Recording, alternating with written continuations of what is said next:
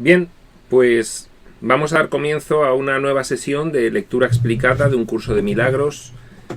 Esta vez lo vamos a hacer empezando capítulo nuevo, es el capítulo 6, las lecciones del amor. Y vamos a juntar los dos primeros epígrafes, la introducción y el mensaje de la crucifixión, que es el número 1, en la misma sesión que tendrá varias partes. Estamos en la página 100. Pues sin más, comenzamos con la introducción. Punto 1. Dice: la relación que existe entre la ira y el ataque es obvia, pero la relación que existe entre la ira y el miedo no es siempre tan evidente. Bueno, pues vamos a explicar en primer lugar lo que no es obvio, lo que no es siempre tan evidente, la relación que existe entre la ira y el miedo. Bien,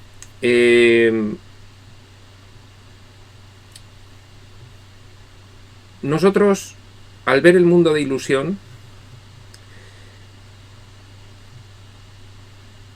pensamos que podemos ser atacados y que nos tenemos que defender. La causa de pensar que nos tenemos que defender es el miedo. El miedo proviene directamente de sentirte culpable. El sentimiento de culpabilidad proviene directamente de pensar que eres malo, que eres pecaminoso. Pensar que eres malo y que eres pecaminoso procede directamente de la creencia en la ilusión, de pensar que eres un cuerpo, que todo esto es real, que nos hemos separado de Dios. Todo esto en diversos niveles de la mente, profundos, subconscientes, pero ese es el encadenamiento que lleva finalmente proceso de separación, creencia en que todo esto es cierto, creencia en que eres malo y pecaminoso, porque esto es real, sentimiento de culpabilidad, miedo, y inmediatamente, como consecuencia de ese miedo a ser atacado, surge la ira por sentirte una víctima de ese ataque injusto que el mundo perpetra contra ti. Esa es la relación entre la ira y el miedo. Se retroalimentan ambas.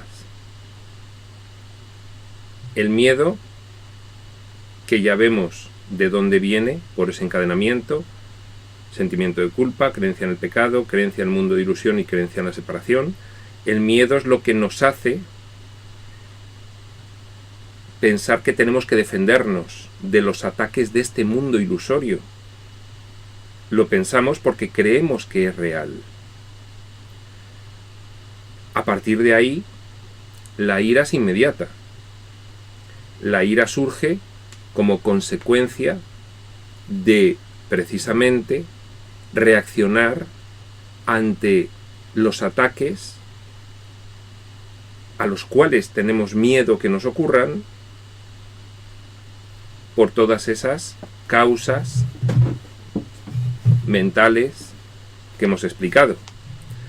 Dice: la ira siempre entraña la proyección de la separación. Por ese encadenamiento, ira, miedo, culpa, creencia en el pecado, creencia en la ilusión, creencia en el proceso de separación. La separación, para poder poner de manifiesto la vivencia deseada de ser independiente de tu creador, pone en marcha el mecanismo de la proyección. No es posible que nosotros vivamos estas experiencias tan radicalmente opuestas a lo que somos en realidad si no hacemos una ficción. La ficción es crear un diseño, crear un escenario de un mundo ilusorio que proyectamos como en una pantalla y que establecemos la sofisticada ficción de que lo vemos y es lo que nos ocurre. Eso es la proyección. La proyección proviene de la percepción. La percepción es el mecanismo que utilizamos para que una parte disociada de nuestra mente pueda soñar lo que no es real. Y por ese mecanismo sofisticado de decidir vivir la separación y en un nivel mental inferior olvidar que tú mismo lo has decidido, situar niveles bajos de la mente, segmentos asociados a personajes y a cuerpos, a vivir esta experiencia ilusoria.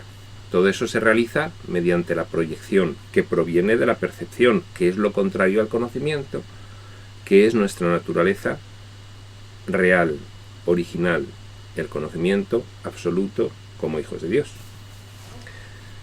La ira siempre entraña la proyección de la separación.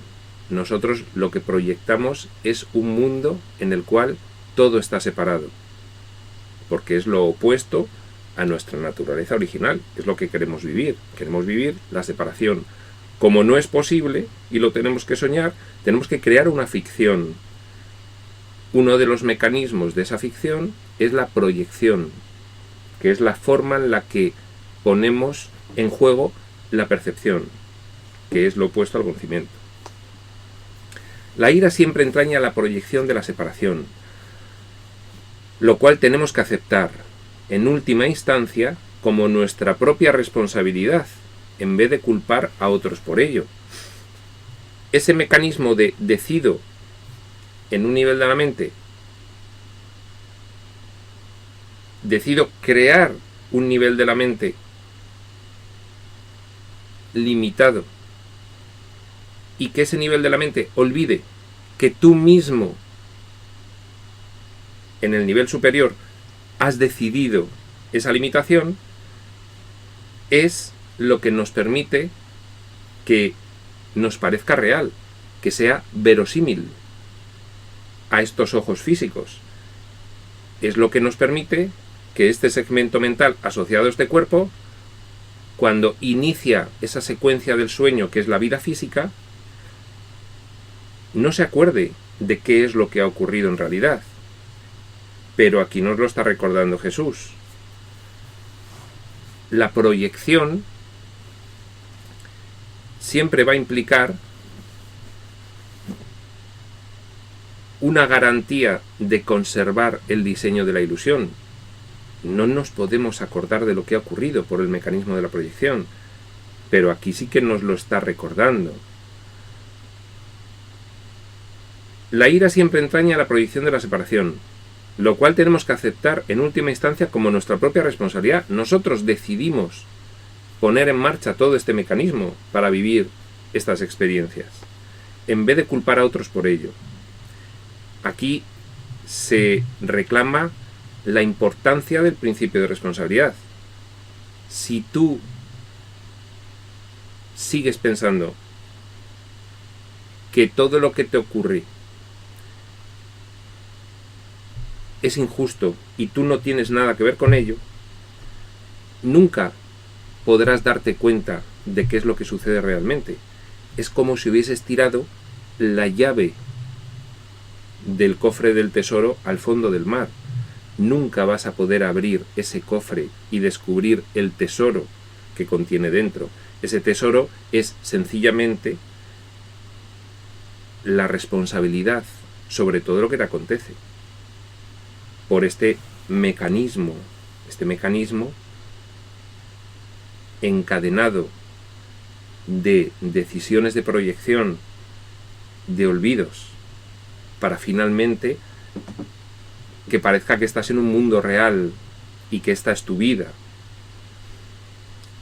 Recuperar la responsabilidad es rescatar la llave del cofre del tesoro del fondo del mar, porque una vez que descubres que de ti ha dependido directamente todo lo que estás viviendo, entonces surge inmediatamente después la idea de que tú también puedes cambiarlo.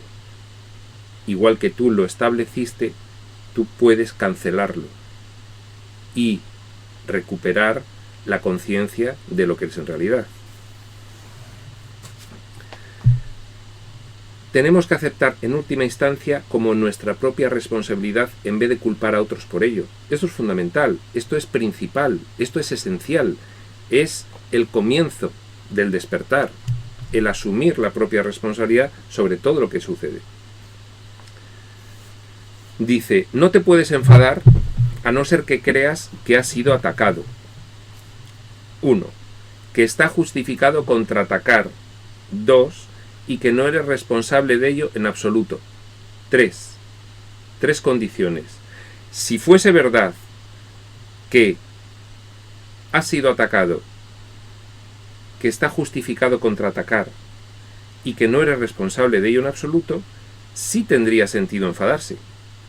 De hecho, por la ficción que nosotros hemos establecido, creemos que se producen esos 3 requisitos y por eso nos enfadamos. Pero lo que estamos aquí ahora mismo recibiendo es la información que nos dice que eso no es así.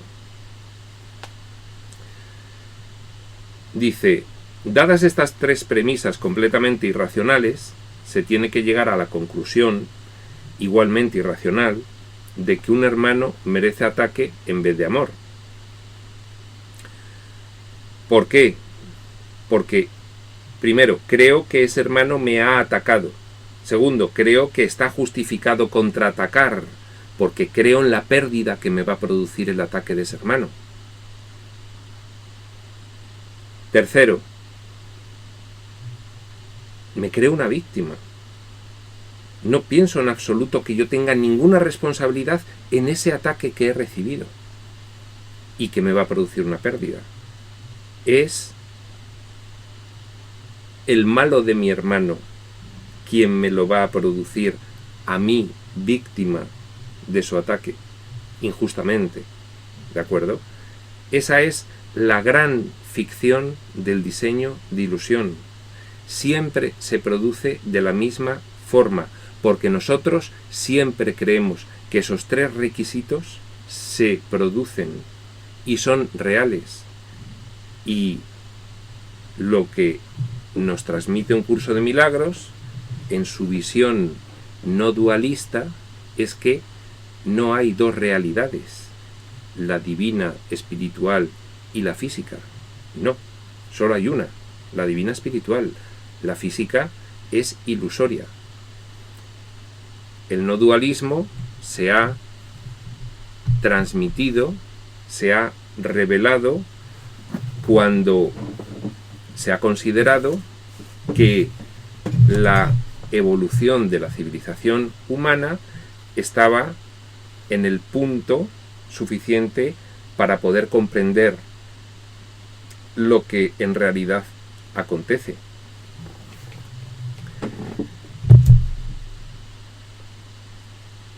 Dice, dadas estas 3 premisas completamente irracionales, se tiene que llegar a la conclusión igualmente irracional de que un hermano merece ataque en vez de amor. Esta es la historia del mundo, ni más ni menos. Continúa. ¿Qué se puede esperar de premisas de mentes sino conclusiones de mentes? Efectivamente, partiendo de la base de que esto es una ficción, las premisas de la ficción no son reales, con lo cual son dementes. Y las conclusiones también son dementes. Y aquí estamos, atacándonos constantemente los unos a los otros, a todos los niveles de relación individual y colectiva. Véase la historia de la humanidad. Véase la historia del planeta. Dice, la manera de desvanecer una conclusión de mente es analizando la cordura de las premisas sobre las que descansa. desvanecemos una conclusión de mente cuando estudiamos de dónde obtenemos esa conclusión. Y entonces, cuando caemos en la cuenta de que las premisas son todas falsas, entonces nos damos cuenta de que la conclusión es falsa. Y a partir de ahí es cuando comprendemos qué es lo que sucede realmente. Termina el punto 1 diciendo: tú no puedes ser atacado. Primero, el ataque no tiene justificación. Segundo, y tú eres responsable de lo que crees. Tercero, ¿por qué no puedes ser atacado? Bien.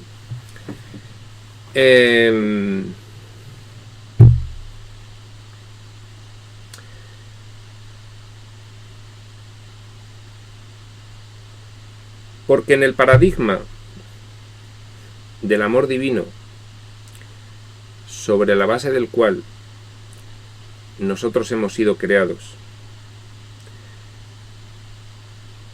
no existe el ataque, no existe el pecado, no existe la culpa, no existe el miedo, no existe la pérdida, no existe el sacrificio.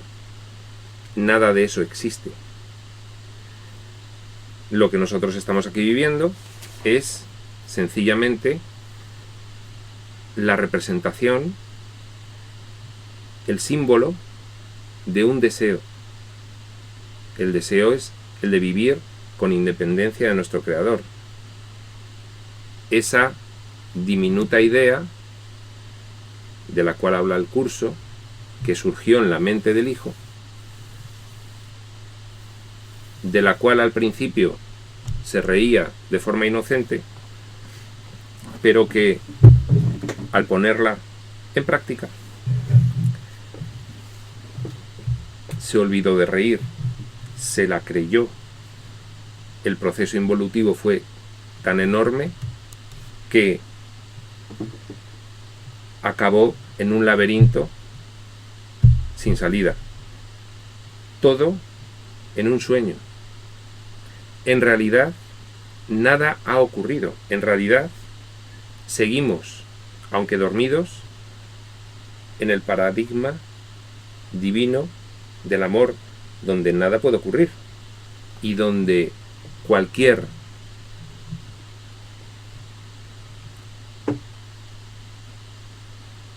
forma de experimentación es siempre bajo el paraguas divino, bajo la protección y garantía divinas. De hecho, la creación divina ha sido de la misma calidad y pensamiento de la cual emana o procede, con lo cual tú no puedes ser atacado, porque en la realidad no se conoce el ataque. Esa primera premisa es fundamental y es la causa de las otras dos. La siguiente, el ataque no tiene justificación, porque no se produce en realidad. ¿Quién en su sano juicio iría a la comisaría de policía una mañana a denunciar a alguien que le hizo daño en un sueño que tuvo la noche anterior? El ataque no tiene justificación, porque no hay ataque. Es un sueño de ataque, simplemente. Y lo único que hay que hacer es darse cuenta de qué es lo que ocurre en realidad. Tercera premisa. Y tú eres responsable de lo que crees. Bien, esta premisa desmonta completamente la idea de que todo esto nos está ocurriendo por vete tú a saber qué planes malvados, de qué ser que ha querido infligirnos para nuestro sufrimiento. Eso era el dualismo. El dualismo era Dios crea un mundo injusto en el cual coloca a su Hijo para que, mediante su sufrimiento y penitencia debido a una suerte de pecado original que cometió, aprenda a salvarse a través de la expiación de sus pecados. Esa es la visión dualista de la cosmología, de la teología,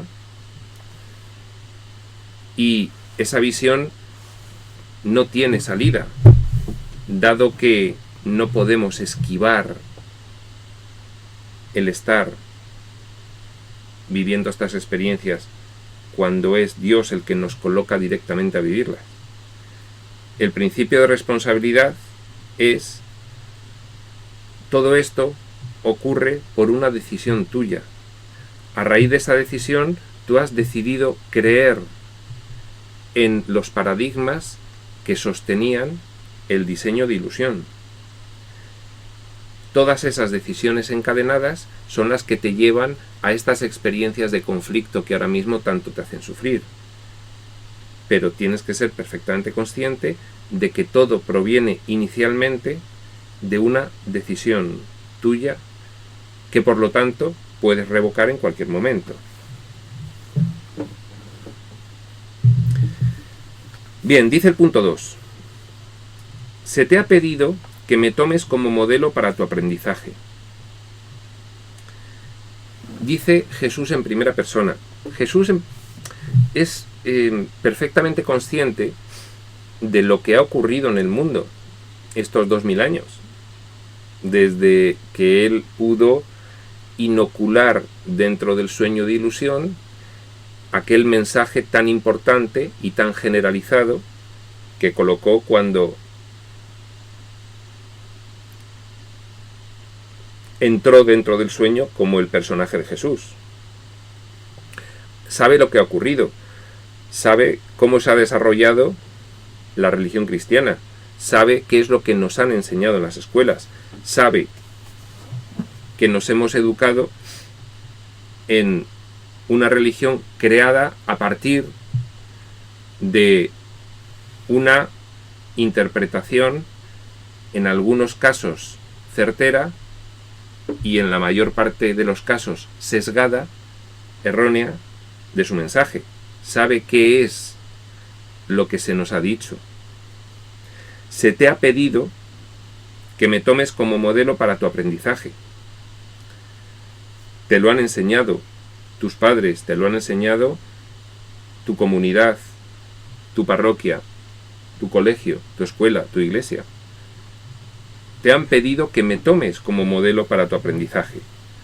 Continúa, ya que un ejemplo extremo es un recurso de aprendizaje sumamente útil. Fíjate, Jesús, lo bueno que fue con lo que le hicieron. Eso es lo que nos han dicho. Fíjate, Jesús, que tuvo que morir con un atroz sufrimiento en la cruz para redimir nuestros pecados y que nos pudiésemos salvar. Fíjate en Jesús que por su amor por nosotros dio su vida y sufrimiento para que nosotros pudiésemos optar a volver con Dios y eliminar esa mácula que teníamos, que era nuestro pecado. De no haber Jesús intervenido, nosotros no nos hubiésemos podido salvar. Esa es la interpretación que se nos ha dicho. Se te ha pedido que me tomes como modelo para tu aprendizaje, ya que un ejemplo extremo es un recurso de aprendizaje sumamente útil. Dice, Todo el mundo enseña, y enseña continuamente. Esto es una frase que el curso repite en varios sitios y que la matiza diciendo que la enseñanza no es lo que se produce cuando alguien pretende enseñarle a otro otra cosa y le dice, ven que te voy a enseñar esto, por ejemplo en las escuelas. No, la enseñanza es continua simplemente por nuestro quehacer diario en la vida. Nosotros estamos enseñando, queramos o no, a todo aquel que se relaciona con nosotros. Le podemos enseñar el sistema de pensamiento del espíritu divino o el sistema de pensamiento del ego, según nuestro comportamiento con ellos. Todo el mundo enseña y enseña continuamente. Siempre estamos enseñando. No podemos elegir no enseñar. Sigue. Asumes inevitablemente esta responsabilidad en el momento en que aceptas cualquier premisa. Siempre que tú aceptas una premisa del mundo, el mundo te dice, esto es así, y tú lo aceptas, desde ese momento tú lo estás enseñando a todo aquel que se relaciona contigo, quieras o no. Asumes inevitablemente esta responsabilidad de enseñar continuamente en el momento en que aceptas cualquier premisa, y nadie puede organizar su vida sin un sistema de creencias. Sea cual sea el sistema de creencias, aquí no podemos prescindir de tener un sistema de creencias.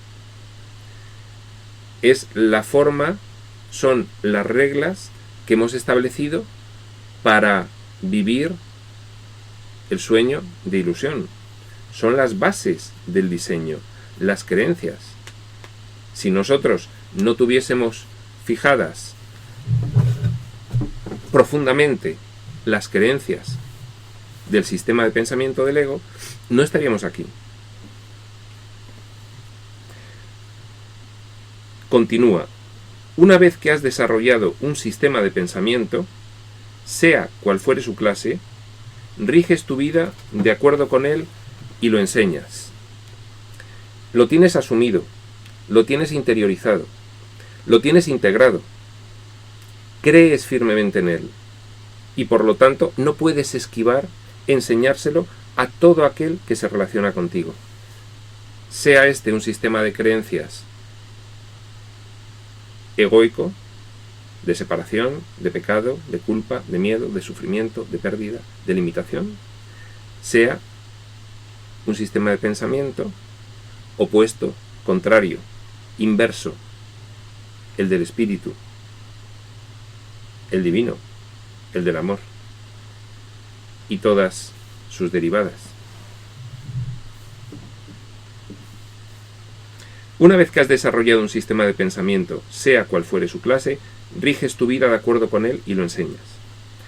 Tu capacidad para ser fiel a un sistema de pensamiento podrá estar mal situada, pero aún así es una forma de fe y se puede canalizar en otra dirección. Tu capacidad para ser fiel a un sistema de pensamiento. Nosotros tenemos una capacidad mental que deriva directamente del poder divino. Somos creaciones divinas. Y por muy profundo que sea el sueño que estemos ahora mismo viviendo, todo ese sueño, todo ese diseño, todo ese esfuerzo por hacer verosímil la irrealidad, la ilusión, lo realizamos con el poder de la mente de nuestro Creador. En ese sentido, utilizamos el poder divino para generar un diseño de ilusión consistente en separarse de Dios. Esa es nuestra capacidad para ser fiel a cualquier sistema de pensamiento. Tenemos libre albedrío. Dios no suspende lo que nos ha otorgado, lo que ha compartido con nosotros. En ningún caso. Nos ha creado iguales que Él. Suspender nuestra capacidad sería atacarnos. No sería crearnos con amor infinito. En ese sentido, utilizamos la capacidad divina para establecer un sistema de creencias y ser fiel a él. Ese es el problema. Dice, tu capacidad para ser fiel a un sistema de pensamiento podrá estar mal situada. Podrá ser utilizada erróneamente esa capacidad para ser fiel a un sistema de creencias completamente falso. Pero aún así es una forma de fe. Tiene el poder de la creencia de la mente divina. Ese mismo poder lo tiene nuestra mente y se puede canalizar en otra dirección. Lo mismo que hemos generado de forma tan sofisticada y meticulosa este diseño de ilusión, lo mismo lo podemos revertir. Exactamente igual. Tenemos esa misma capacidad que tuvimos para generar todo este lío, todo este enredo. Esa misma capacidad la mantenemos, la seguimos teniendo para deshacerlo. Solo tenemos que entender qué es lo que está ocurriendo y canalizar a partir de ahí nuestros esfuerzos en sentido contrario. Bien, pues empezamos con el epígrafe 1, que es el mensaje de la crucifixión. Es un epígrafe bastante largo y es por lo que pues seguramente nos va a llevar 2, 3, hasta incluso puede que 4 sesiones. Comienza diciendo, punto 1. Para los efectos del aprendizaje, examinaremos de nuevo la crucifixión con motivo de aprender. Vamos a examinar lo que fue la crucifixión para que aprendamos algo muy importante de lo que significó la crucifixión. Cosa que es una de las cuestiones que están ahora mismo mal interpretadas. ¿Qué significó la crucifixión? Tiene una interpretación que tenemos que aprender, que es la verdadera, que es la que nos da Jesús aquí. Dice, no hice hincapié en ella anteriormente debido a las temibles connotaciones que quizá tengas asociadas con ella. Fijaos, hace una mención a la crucifixión en algún punto de estos 5 primeros capítulos, pero realmente no entra de lleno a explicar el mensaje de la crucifixión hasta el capítulo 6, porque reconoce que de haberlo hecho antes, el miedo que tenemos asociado con la interpretación que se ha hecho por el mundo de lo que fue la crucifixión, podría bloquearnos, podría hacernos entrar en pánico y podía incluso conseguir que rechazásemos esta enseñanza. Fijaos lo que dice al final del capítulo 1, página 17.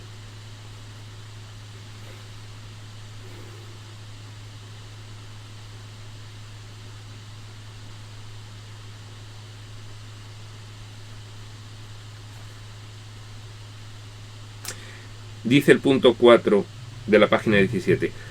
Este es un curso de entrenamiento mental. Todo aprendizaje requiere atención y estudio en algún nivel. Algunas de las secciones posteriores de este curso se basan en tan gran medida en estas primeras secciones que es necesario un estudio muy detallado de las mismas. También las vas a necesitar a modo de preparación. Sin esta preparación, lo que sigue podría infundirte demasiado temor, imposibilitando así el que pudieses usarlo de manera constructiva. Es decir,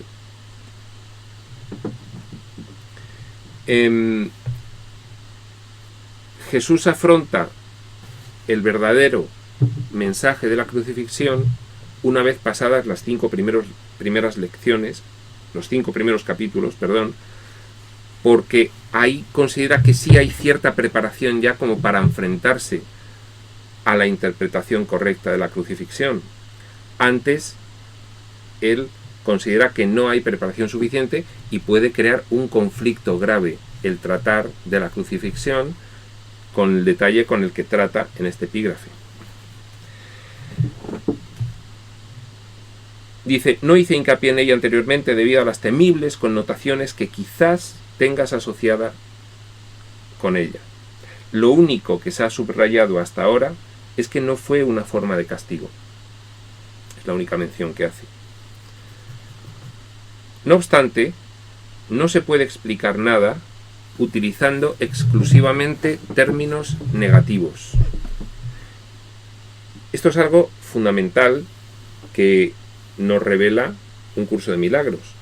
No se puede explicar nada utilizando exclusivamente términos negativos. En ese sentido, parece que desde un punto de vista filosófico, no se podría lograr trasladar una idea fidedigna de qué es lo que ha ocurrido a base de negarlo. Hay que explicar por qué se ha entendido mal y cuál es la explicación alternativa. No puedes sencillamente negar lo que se ha dicho y no dar la explicación alternativa. Como no estábamos en condiciones nosotros antes de los primeros antes del capítulo 6 de poder comprender sin temor esta explicación, es ahora cuando se nos da. Y ahora sí se nos va a dar la explicación alternativa. Dice, existe una interpretación constructiva de la crucifixión que está totalmente desprovista de miedo. Totalmente. Pero no estábamos preparados antes de haber estudiado detenidamente estas 5 primeras lecciones para poder comprenderlo. Ahora sí. Existe una interpretación constructiva de la crucifixión que está totalmente desprovista de miedo y que por lo tanto, si se entiende debidamente, es totalmente benévola en cuanto a lo que enseña. Totalmente benévola. Fijaos, cualquiera de nosotros que recuerde la pasión y crucifixión, pues es que como mínimo se le ponen los pelos de punta. Dios mío, qué sufrimiento tuvo ahí Jesús, ¿no? Bueno, hay una explicación totalmente benévola y que está totalmente desprovista de miedo. Vamos al punto segundo. Dice, la crucifixión no es más que un ejemplo extremo. Un ejemplo límite. Pero es solo un ejemplo más. Su valor, al igual que el valor de cualquier otro recurso de enseñanza, reside únicamente en la clase de aprendizaje que facilita. Nos está anticipando Jesús que no por ser un hecho muy cruento iba a tener un valor en función de lo violento y lo atroz que fue, sino que el valor, al igual que cualquier otro recurso de enseñanza, reside en el aprendizaje que facilita, no en lo cruento, lo cruel y lo atroz que fue el hecho, sino que facilita un gran aprendizaje. ¿De acuerdo? No por ser más cruel, sino porque lo que enseña lo enseña de una forma mejor, con este ejemplo. Más comprensible, más didáctica, más ilustrativa. Dice, se puede entender y se ha entendido incorrectamente. Jesús es consciente de cuál ha sido la interpretación que se dio a la crucifixión en estos 2000 años. Se puede entender y se ha entendido incorrectamente. Ello se debe únicamente al hecho de que los temerosos tienden a percibir con miedo.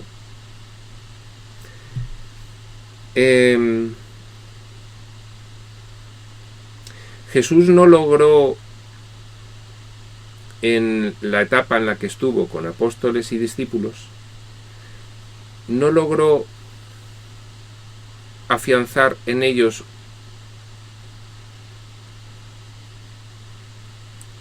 la tendencia a un aprendizaje que produjese un despertar, un entendimiento y una práctica tales que comprendiesen profundamente qué es lo que estaba ocurriendo. De eso Jesús es consciente, como también es consciente de cómo cuántos de nosotros afrontamos el estudio en Curso de Milagros y debido a las resistencias que oponemos a negar valor al sueño de ilusión, pues estamos estudiando durante mucho tiempo y quizás pues no llegamos a la comprensión profunda, completa, sino en un largo periodo de tiempo de estudio y de práctica, ¿no?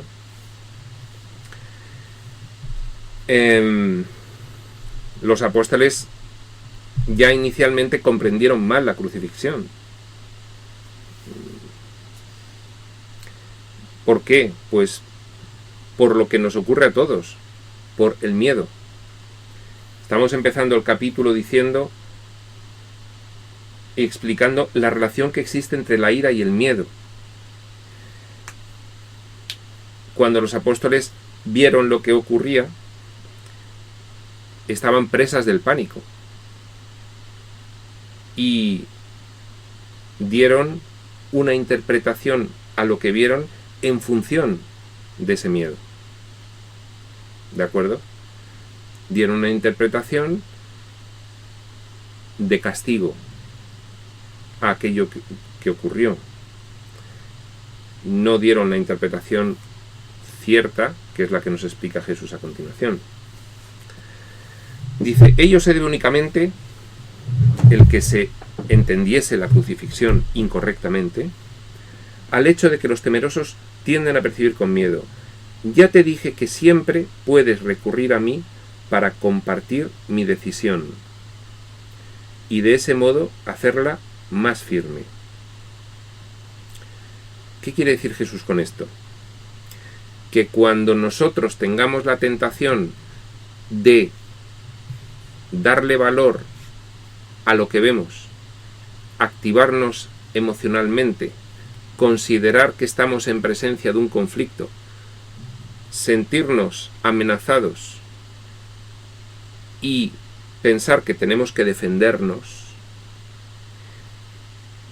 lo que Jesús siempre nos ha dicho es, y enlazo con la tercera lección del Espíritu Santo, que viene un poquito más adelante en este mismo capítulo, mantente siempre alerta en favor de Dios y de su reino. Recuerda qué es lo que está ocurriendo.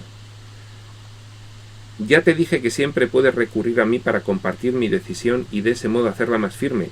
Nos dice Jesús, te estoy enseñando, te estoy dando la información básica para que tú la pongas en práctica. Si tienes dificultades, acuérdate de mí. Acuérdate de la enseñanza que yo te estoy dando.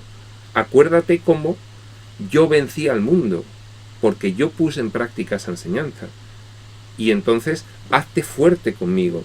Hazte uno conmigo en esos momentos de flaqueza. Esos momentos de tentación, de valorar, de ver el mundo con los ojos físicos en vez de con la visión espiritual, con la visión crística, con la visión de Cristo. Ya te dije que siempre puedes recurrir a mí para compartir mi decisión. ¿Mi decisión de qué? De ver el mundo de una forma. Cuando zozobres, cuando flaquees en tu forma de ver el mundo, cuando no tengas suficiente fortaleza como para ver el mundo de ilusión tal como es y tiendas a concederle realidad, acuérdate de mí, ¿no? Dice Jesús. Y de ese modo hacer tu decisión de ver el mundo con los ojos del Espíritu más firme. Continúa. Dice, te dije también que la crucifixión fue la última jornada inútil que la filiación tuvo que emprender y que para todo aquel que la entienda representa la manera de liberarse del miedo. La última jornada inútil que la filiación tuvo que emprender. ¿Qué es lo que ha ocurrido en la historia de este planeta? Guerras, sufrimiento, sacrificio y muerte. La crucifixión fue la última jornada inútil. Todas esas jornadas del mundo han sido inútiles. Esta puede determinar para ti que no haya más jornadas inútiles, que a partir de ahora todas sean útiles, porque hayas aprendido con ese ejemplo extremo que yo te di exactamente qué es lo que ocurrió. Te dije también que la crucifixión fue la última jornada inútil que la filiación tuvo que emprender, y que para todo aquel que la entienda, esa última jornada inútil, para todo aquel que la entienda correctamente, representa la manera de liberarse del miedo. ¿Cómo hay que entender lo que ocurrió con Jesús en la pasión y la crucifixión para que signifique para ti una liberación del miedo? Eso es lo que vamos a ver ahora. La interpretación correcta de todo aquello, que es lo que nos va a permitir liberarnos definitivamente del miedo. Esa comprensión correcta y su valor como recurso de aprendizaje para que nosotros pongamos en práctica eso mismo en nuestra vida cotidiana. Y ahora vamos a ver lo sencillo que es. Continúa. Aunque antes, sigue diciendo Jesús en primera persona, solo hice hincapié en la resurrección, no aclaré entonces el propósito de la crucifixión y la manera en que ésta de hecho condujo a la resurrección. En otras partes anteriores, en los capítulos 1 a 5, se hace referencia a que se le ha dado una importancia esencial al sacrificio, sufrimiento y muerte de Jesús en la cruz para redimir los pecados de todos nosotros, sus hermanos, ante Dios. Pero no se hizo hincapié en el hecho más importante de todo ese conjunto de sucesos entre la pasión y la resurrección, que fue precisamente la resurrección. La resurrección significa no hay muerte. La muerte, como sabemos, es uno de los temas centrales del ego en el diseño del sueño de ilusión. En el sueño de ilusión todo muere. No hay nada que no muera. Mueren los animales, nosotros somos un animal sofisticado, mueren las plantas, mueren los planetas, mueren los sistemas solares, mueren los universos. Todo muere. La resurrección es la primera vez que se pone de manifiesto: mirad, estáis viviendo un sueño de ilusión. No hay muerte. Aquí estoy. Claramente. Aunque antes solo hice hincapié en la resurrección, no aclaré entonces el propósito de la crucifixión y la manera en que ésta, de hecho, condujo a la resurrección. Bien, sí, vale, la resurrección nos da la lección de que no hay muerte. Lección importantísima, porque la muerte es un tema central del ego. Pero, ¿por qué tuvo Jesús que morir de esa forma? ¿Cuál era el valor del recurso de aprendizaje de esos acontecimientos? Esto es lo que viene a continuación. Dice, este propósito, el de la crucifixión, no obstante, tiene una aportación muy concreta que hacer a tu propia vida. Y si lo examinas sin miedo, te ayudará a comprender tu propio papel como maestro. Sin miedo. ¿Por qué? Porque estos primeros 5 capítulos ya nos han ayudado a tener una idea indiciaria. Hemos conocido el concepto de que esto es un sueño de ilusión, que Dios es un ser infinitamente amoroso, que solo quiere nuestro bien, que no ha creado el mundo para hacernos pasar la prueba del sufrimiento, que todo esto es obra nuestra, por un sofisticado diseño de decisión y olvido. Esos primeros conceptos de estos primeros 5 capítulos ya los tenemos bastante sueltos. Entonces, podemos aprovechar esta aportación muy concreta que hace a nuestra vida el recurso de aprendizaje que implicó la crucifixión sin miedo. Ya podemos enfrentarnos a ello porque, bueno, ya tenemos unas nociones que nos hacen evitar esa connotación terrible de lo que supone la pasión y la crucifixión si previamente no te han hablado de todo esto. Este propósito, el de la crucifixión, no obstante, tiene una aportación muy concreta que hacer a tu propia vida, y si lo examinas sin miedo, el cual podemos ya hacerlo, estamos preparados para ello, te ayudará a comprender tu propio papel como maestro. ¿En qué me beneficia a mí entender realmente cuál fue el propósito que le dio Jesús a la crucifixión? Vamos con el punto 3. Dice, es probable que hayas estado reaccionando durante muchos años como si te estuviesen crucificando. Ya nos empieza a dar Jesús una pauta de qué es lo que va a explicar a continuación. Nosotros a lo largo de la vida nos quejamos muchísimo de todo.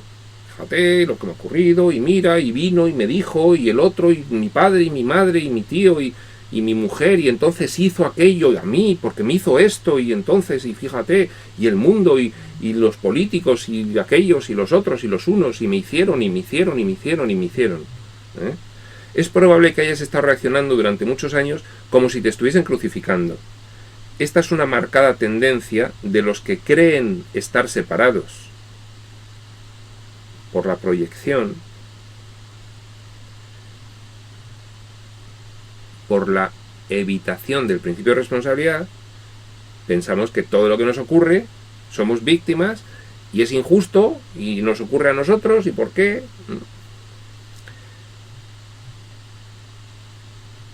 Esta es una marcada tendencia de los que creen estar separados, que actúan por proyección, que siempre se niegan a examinar lo que se han hecho a sí mismos. En la misma vida física, uno puede realizar un examen con cierta minucia, pero tampoco demasiado minucioso.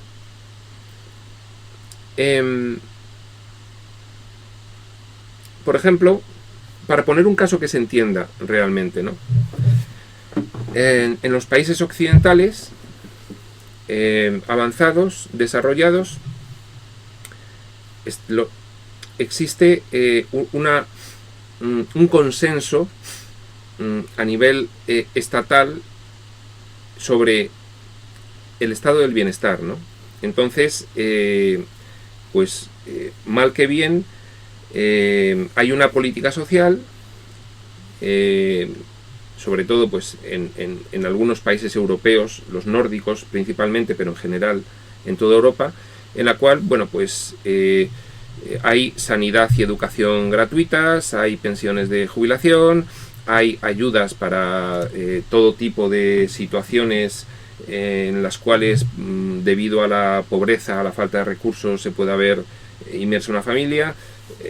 Hay agentes sociales que velan por el cuidado de personas determinadas, los mayores, los discapacitados, las organizaciones que cuidan de los ciegos y de los sordos y de los mudos, en fin, el estado del bienestar bastante avanzado, ¿no?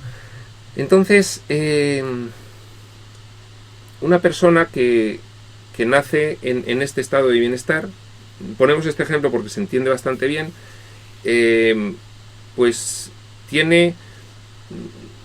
no tendrá las mismas oportunidades que la gente adinerada, pero sí tiene todas las oportunidades, y de hecho, pues eso se comprueba viendo cómo grandes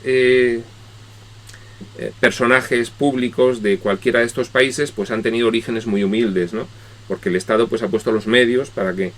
Y entonces, a una cierta edad, una persona puede examinar, por ejemplo, a sus 50 años, las decisiones que ha ido tomando a lo largo de su vida. Decisiones del estilo de: pude haberme quedado con 16 años a esta clase, pero preferí haberme ido a jugar a no sé qué. Y pude haber estudiado una hora más, pero me daba pereza y entonces decidí no sé cuántos. Y pude haberme preparado en el trabajo este informe algo mejor, pero preferí irme con mi novia a tomar un... Y entonces, si uno es perfectamente honesto y examina las decisiones que ha ido tomando, y fijaos que esto, estamos hablando de una vida física, ¿no? Al final, con esa honestidad, puede darse cuenta de que no puede culpar a la sociedad de su situación, sino que es completa y perfectamente responsable por el encadenamiento de todas las decisiones que ha tomado, de no haber llegado a un destino pretendido, que ahora mismo se queja de que no ha llegado porque la sociedad ha sido muy injusta con él, y la vida y el mundo y todo, ¿no? Por eso quería poner este ejemplo en un estado de bienestar, porque no es tan evidente cuando esto se produce en un país en el que hay mucha gente con poquísimos recursos y el Estado no responde. Ahí es más difícil verlo. Se ve mejor en este ejemplo. Entonces, finalmente, pues, si uno es honesto, se da cuenta, si hace un examen minucioso de las decisiones que ha ido tomando toda su vida, se da cuenta de que poco puede reprochar al mundo, puesto que su situación en ese momento depende muy directamente de todas las decisiones que ha ido tomando a lo largo de su vida. Y entonces, de esa forma, se entiende lo que es el principio de responsabilidad.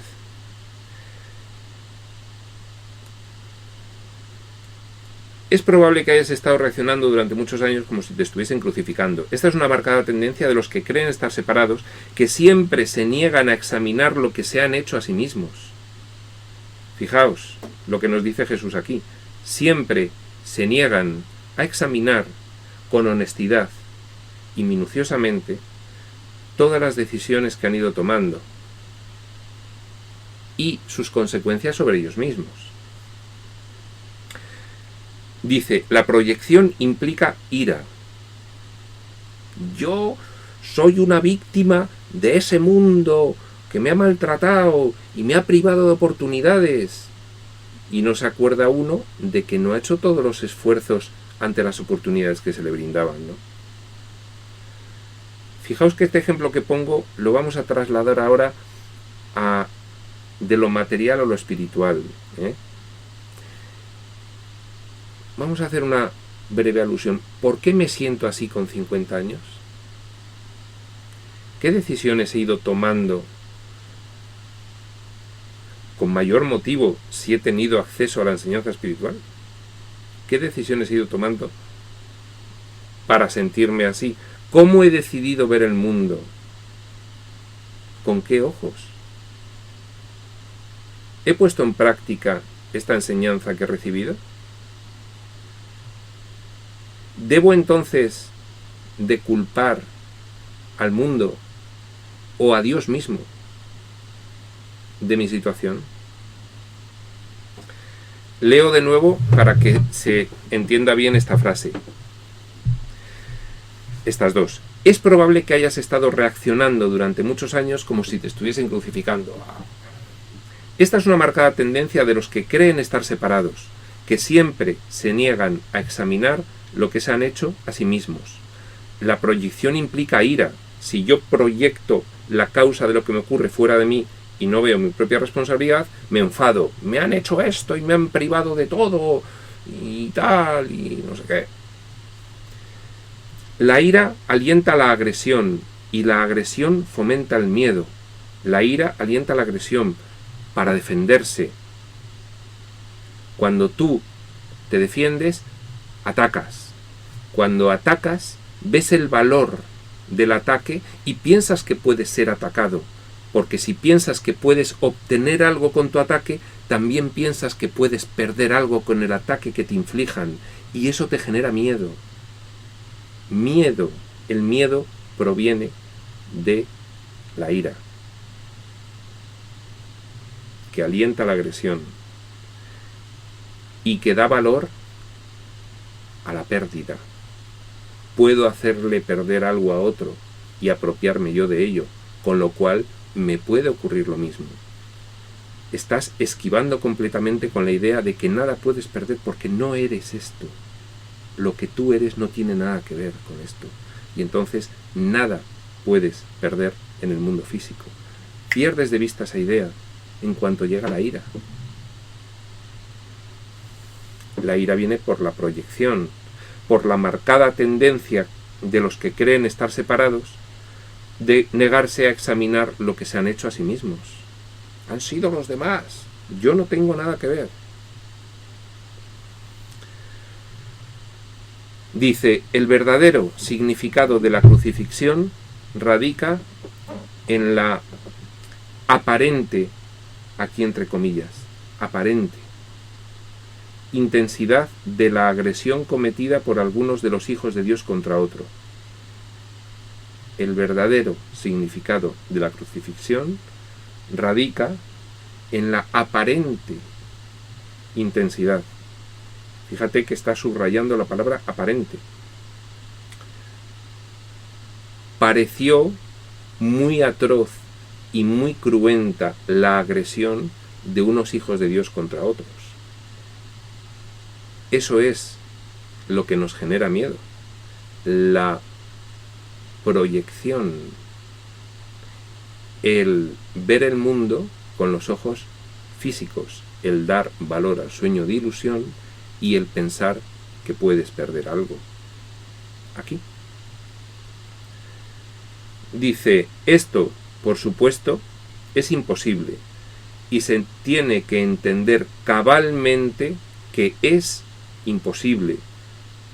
¿El qué es imposible? Que en este mundo de ilusión se produzcan ataques de mayor intensidad unos que los otros. Solo son aparentes.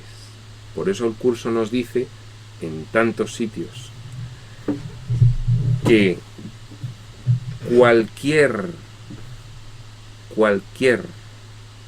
tipo, clase de ataque, por nimia que parezca, te está privando completamente de la conciencia de lo que eres y de la visión espiritual. Cualquier tipo de ataque, por igual, aparente, muchísima intensidad o muy poca, cualquier ataque. Lo que nos quiere enseñar Jesús es, fijaos, que como no hay ataque, mi ejemplo va a ser con el más atroz y cruel de los ataques imaginados. para que veáis que no hay diferencia entre unos y otros. No son verdad. Esto, por supuesto, es imposible y se tiene que entender cabalmente que es imposible. De lo contrario, yo no puedo servir de modelo para el aprendizaje. Fijaos, estas tres últimas frases nos pueden aterrorizar. Si no tenemos unos previos conceptos asentados.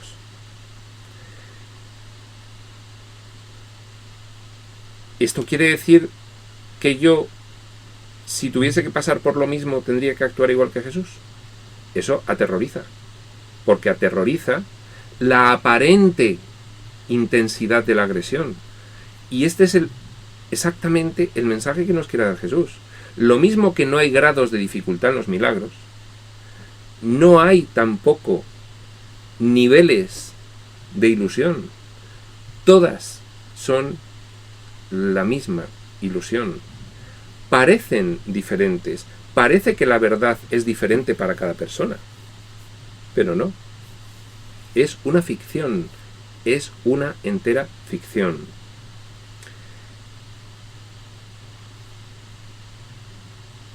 Es una pena que lo tengamos que dejar aquí, en este punto, pero se acaba el tiempo de esta grabación.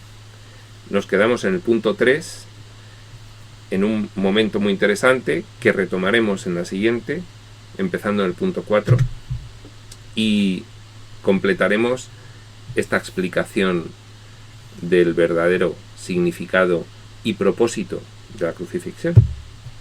Prospector UCM.